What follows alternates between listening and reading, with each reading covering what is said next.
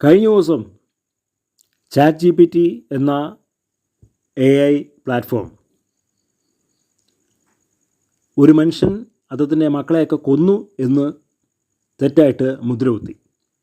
അങ്ങനെ ആ വ്യക്തി ആ ChatGPT AI യന്ത്രമനുഷ്യനെതിരെ ഒരു മാനനഷ്ടത്തിന് കേസ് കൊടുത്തു എന്നാണ് പറയുന്നത്.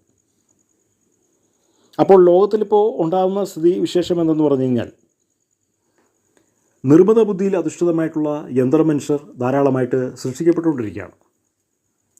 ഈ നിർമ്മിത ബുദ്ധിയിൽ അധിഷ്ഠിതമായിട്ടുള്ള യന്ത്രമനുഷ്യർ മനുഷ്യരെ പോലെ ചിന്തിക്കാൻ പാകത്തിനാണ് രൂപകൽപ്പന ചെയ്തിരിക്കുന്നത്.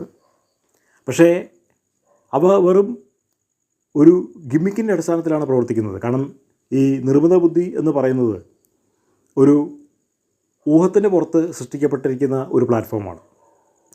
അതിനെ അടിസ്ഥാനപ്പെടുത്തിക്കൊണ്ടുള്ള റോബോട്ടുകൾക്ക് അധികാരവും ശക്തിയും ആയുധങ്ങളും ഒക്കെ കൊടുത്തു കഴിഞ്ഞാൽ അവർക്ക് തോന്നുന്നത് അവർ ചെയ്യും. ലോകപ്രശസ്ത സിനിമ ടെർമിനേറ്റർ വർഷങ്ങൾക്ക് മുമ്പ് അത് ലോകത്തിൽ കാണിച്ചിട്ടുള്ള ഒരു സംഭവമാണ്. അന്നത് വെറുതെ ഒരു സയൻസ് ഫിക്ഷൻ സിനിമയായിട്ട് മാത്രമേ കണ്ടുള്ളൂ. പക്ഷേ ഇപ്പോൾ അത് യാഥാർത്ഥ്യമാവുകയാണ്. ബൈബിൾ ഏറ്റവും അവസാനമായിട്ട് പറയുന്ന ഒരു യാഥാർത്ഥ്യമുണ്ട്.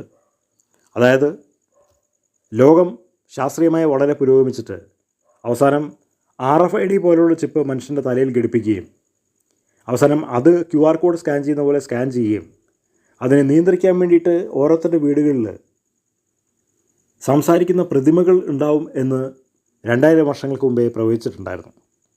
അപ്പോൾ ആ പ്രവചനം നിവർത്തിക്കപ്പെടുകയാണ് ഈ പറഞ്ഞിരിക്കുന്ന ആൻഡ്രോയിഡ് ആർട്ടിഫിഷ്യൽ ഇൻ്റലിജൻസ് റോബോട്ടുകളിലൂടെ.